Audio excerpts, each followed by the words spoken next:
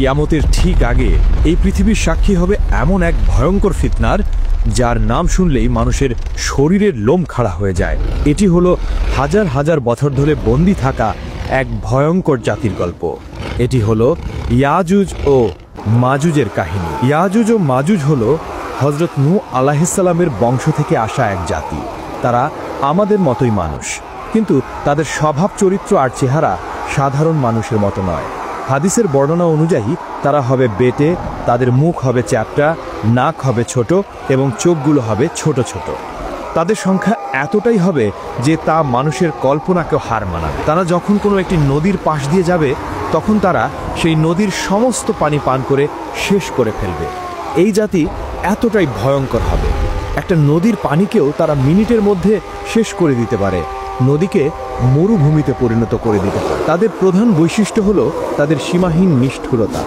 তারা কোনো এলাকায় ঢুকলে সেখানে প্রাণের কোনো চিহ্ন রাখে না। তারা সেখানকার সব ফসল নষ্ট করে ফেলে, সব গাছপালা উপড়ে ফেলে, সব পশু পাখি মেরে ফেলে এবং নারী পুরুষ শিশু কাউকেই ছাড়ে না।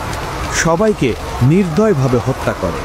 বহু শত বছর আগে বাদশাহ জুলকারনাইন নামে আল্লাহর এক নেককার বান্দা ইয়াজুজ ও মাজুজের অত্যাচার থেকে মানুষকে বাঁচানোর জন্য দুটি পাহাড়ের মাঝখানে লোহা ও তামা গলিয়ে এক শক্ত প্রাচীর তৈরি করে দিয়েছিলেন। সেই দিন থেকে তারা সেই প্রাচীরের ওপারেই বন্দী অবস্থায় আছে। হাজার হাজার বছর ধরে প্রতিদিন সকালে তারা সেই প্রাচীরটি ভাঙার জন্য কঠোর পরিশ্রম করে।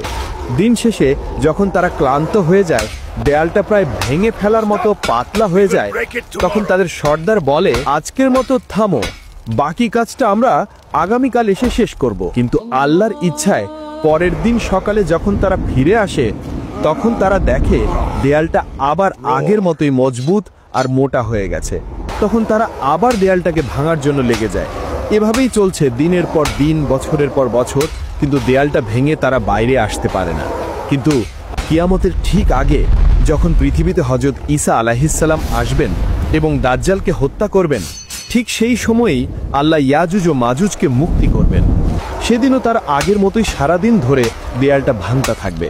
দিন শেষে যখন দেয়ালটা প্রায় ভেঙে পড়ার মতো অবস্থায় চলে আসবে, তখন তাদের সর্দার হয়তো আল্লাহর ইচ্ছাতেই বলে উঠবে, আজকের মতো এখানেই থামো, ইনশাল্লাহ বাকি কাজটা আমরা আগামীকাল এসে শেষ করব। সেই একটা মাত্র শব্দ ইনশাআল্লাহ তাদের হাজার হাজার বছরের চেষ্টাকে সফল করে দেবে। পরের দিন সকালে যখন তারা ফিরে আসবে, তখন তারা দেখবে দেয়ালটা ঠিক তেমনই ভাঙা অবস্থায় আছে।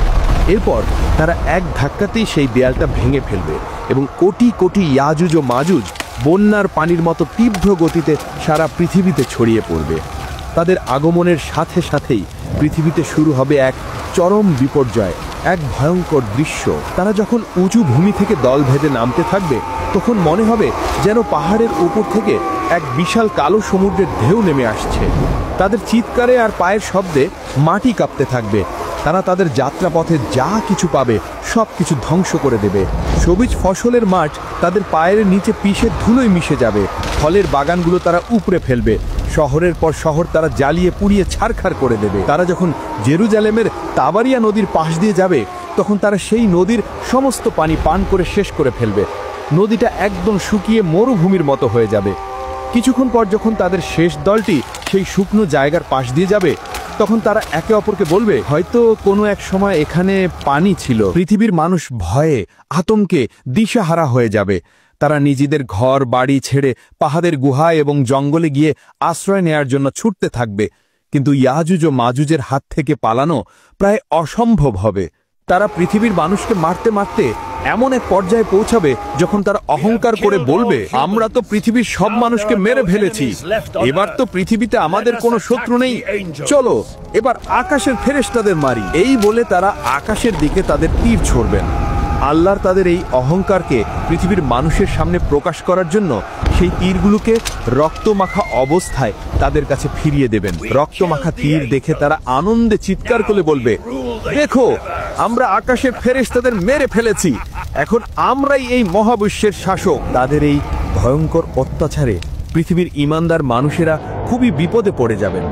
হযরত ঈসা আলাইহিস সালাম এবং তার সাথে থাকা মুমিনরা তখন তুর পাহাড়ে আশ্রয় নেবেন। সেখানে তারা অনেক কষ্টে পড়বেন। খাবারের এমন অভাব দেখা দিবে যে একটা গরুর মাথার দাম 100টা সোনার মুদ্রার চেয়েও বেশি মনে হবে। ক্ষুধা আর কষ্টে ইমানদারদের অবস্থা নাজেহাল হয়ে যাবে। সেই কঠিন আর অসহায় মুহূর্তে যখন বাঁচার আর কোনো উপায় থাকবে না, তখন হযরত ঈসা আলাইহিসসালাম এবং তার সঙ্গীরা আল্লাহর কাছে 2 হাত তুলে দোয়া করবেন। আল্লাহর তাদের দোয়া কবুল করবেন। তিনি ইয়াজুজ ও মাজুজের উপর এমন এক গজব পাঠাবেন যা কোনো মানুষ কল্পনা করতে পারবে না। আল্লাহর তাদের ঘাড়ে নাগাফ নামের এক বিশেষ ধরনের পোকা পাঠিয়ে দেবেন। সেই পোকাগুলো তাদের ঘাড়ের মধ্যে ঢুকে তাদের শরীরকে ভেতর থেকে খাওয়া শুরু করবে। কোটি কোটি ইয়াজুজ ও মাজুজ, যারা একটু আগেও নিজেদেরকে পৃথিবীর শাসক বলে দাবি করছিল, তারা এই ছোট্ট পোকার আক্রমণে এক মুহূর্তের মধ্যে পোকা মাকড়ের মতো ছটফট করতে করতে মারা যাবে। তারা সবাই একসাথে পচে গলে এমনভাবে মারা যাবে যে তাদের মরা দেহের দুর্গন্ধে পৃথিবীর বাতাসে নিঃশ্বাস নেওয়াই কঠিন হয়ে যাবে। তখন হযরত ঈসা আলাইহিসসালাম আবার আল্লাহর কাছে দোয়া করবেন। আল্লাহ তখন উটের ঘাড়ের মতো বিশাল বিশাল পাখি পাঠাবেন। সেই পাখিরা ইয়াজুজ ও মাজুজের কোটি কোটি লাশ তুলে নিয়ে আল্লাহ যেখানে চাইবেন সেখানে ফেলে দিয়ে আসবেন। এরপর আল্লাহ এমন এক রহমতের বৃষ্টি পাঠাবেন যা পৃথিবীর প্রতিটি কোণকে ধুয়ে মুছে একদম পরিষ্কার আর পবিত্র করে দেবে। আর তারপর পৃথিবীতে শুরু হবে এক নতুন শান্তির যুগ, যা আল্লাহর দেয়া বরকতে পরিপূর্ণ থাকবে। এই ভয়ঙ্কর কাহিনী আমাদের এটাই শিক্ষা দেয় যে আল্লাহর পরিকল্পনা আর ক্ষমতার কাছে পৃথিবীর কোনো শক্তিই টিকে থাকতে পারে না।